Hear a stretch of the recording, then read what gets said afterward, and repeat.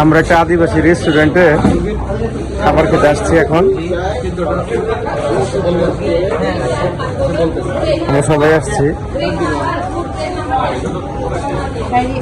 তো নাম কোনটার কি? মুন্ডি, মুংডি। আর এটা এটা আচ্ছা প্যাগো। আর ওটা ওটা ওটা উইংস মুরগি। হ্যাঁ, আর সাথে কি এটা? সাথে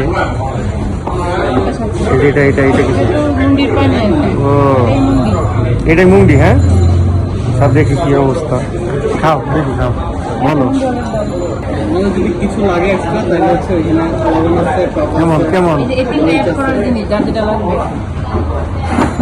কেমন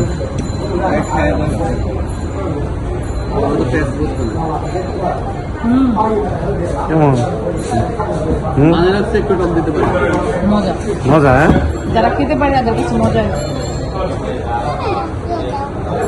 খেতে পারবো মুরগির পাতলা।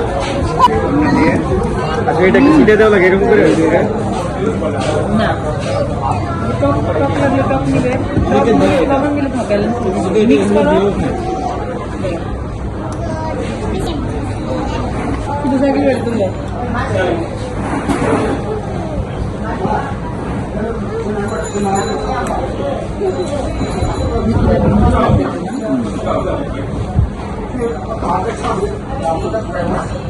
খাওয়া যায় তো? যারা খেতে পারে কাইন্ড অফ স্যুপ আর কি। তুমি এটা খাও। ওকে,